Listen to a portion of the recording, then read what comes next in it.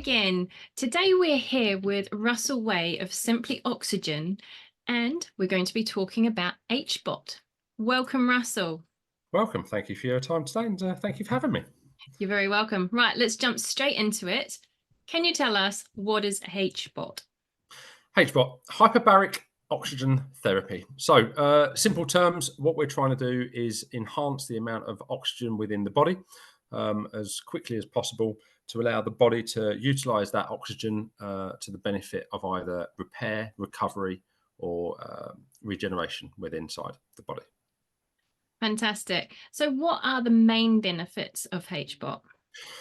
So predominantly, we are enhancing the body's ability to absorb oxygen. So the main benefit is that you can absorb from anywhere from 8 to 40 times the amount of oxygen per hour whilst in the chamber, depending on the pressure that the chamber is at. So the higher the pressure or the deeper the pressure, the more oxygen you will absorb naturally.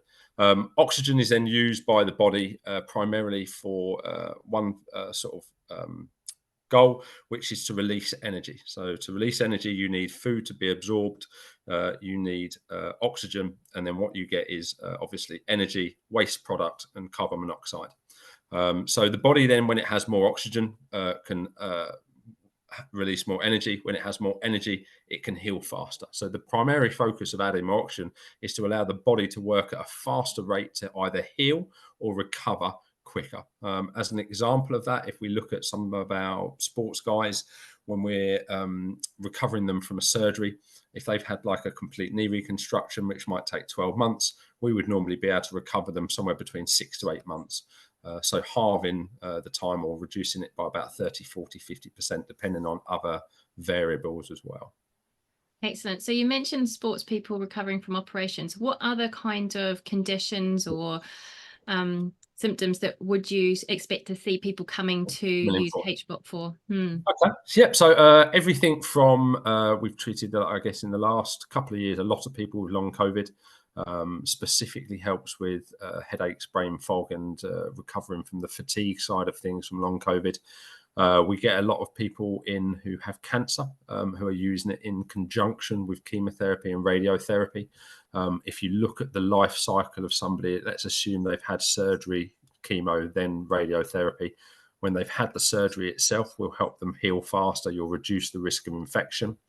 Whilst they're going through the chemotherapy and they've got a reduced immune system just because of the way that most chemotherapy drugs work, you're protecting them from infection again, but also offsetting a lot of the side effects. So the nausea and the fatigue are the two things that most of our cancer patients mention are the benefits that they feel through that stage. And then when you get to the radiotherapy stage, what you normally find is you've got a damaged area of skin where the radiotherapy has been directed, and it helps repair that area as well. But predominantly, I would suggest that you can probably fix most things, or at least support most things illness-wise. The body will increase stem cell production. For example, there's some studies recently with some children using stem cell therapy who saw a 16-fold increase in the stem cell growth when oxygen therapy was introduced in that program. It will increase the body's ability to enhance or create more white blood cells, red blood cells, things like platelets. And it will also help the body fight infection via either viral infection or bacterial infection, because viruses, bacteria, and cancers do not like living in highly oxygenated environments.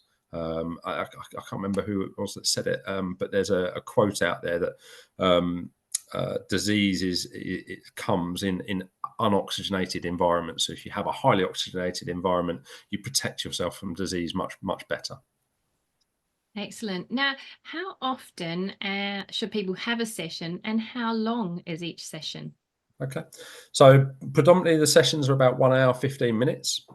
We can do shorter or longer depending on what we're trying to treat, but most sessions are about an hour in total of treatment time and about 15 minutes to pressurize and depressurize at the end. The number of sessions you would have would depend on what we're trying to treat. So if you're just doing it for general health and wellness, 1, 2, 3 sessions a month would be fantastic. It's going to help your body just keep on top of things and keep a bit ahead of the game, so to speak. If you're coming in for treatment for an ailment, so let's say you've, I don't know, just had a knee reconstruction, you would probably want to do the sessions are much closer together and much more intensely. The therapy works on a compound impact. So if you have 5 sessions in a row, Monday, Tuesday, Wednesday, Thursday, Friday, that's much better than doing 1 a week for 5 weeks. The effect on the body and the recovery rate enhances much quicker. The most of our patients, depending on what we're coming in for, excluding cancer, most of our patients will be coming in for a treatment plan somewhere between 20 and 40 sessions. Right. So that's quite a big investment of time for somebody compared to some of these other touchless technologies out there. Do you know of any developments in the pipeline that are maybe set to reduce the session time at all? Yeah, so the way to reduce the session time is to increase the pressure. So a 1 hour treatment in our soft chambers that go to, say, 1.4 atmospheres can be done in about 25 minutes in a hard chamber that goes to 2 atmospheres.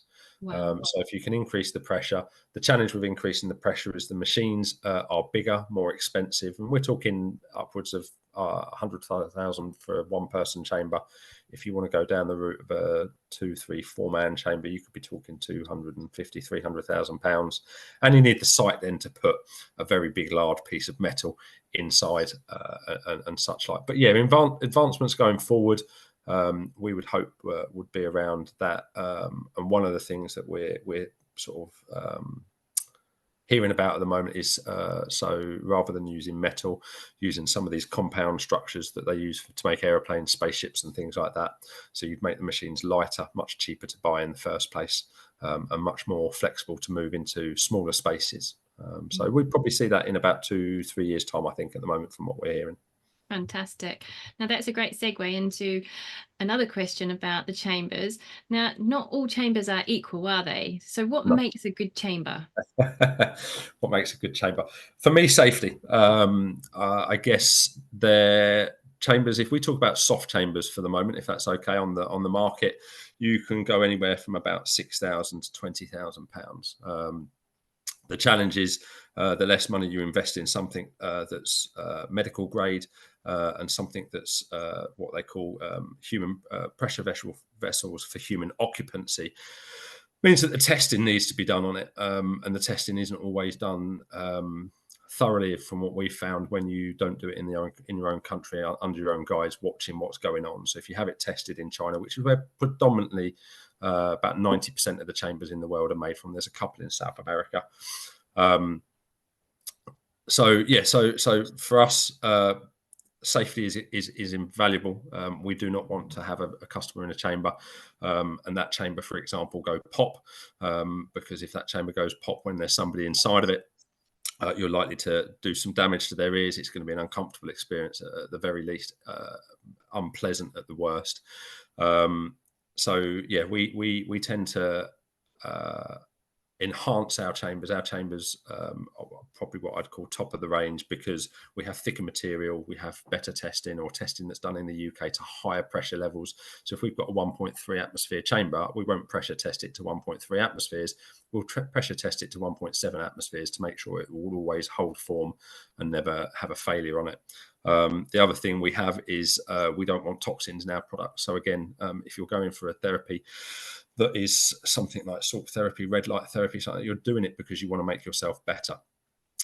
So again, predominantly the cheaper versions of hyperbaric chambers out there on the market right now, rather than stitched and heat sealed, they're glued. So the minute you get in the chamber and you start to pressurize it, that glue toxin is going to go in the chamber with you.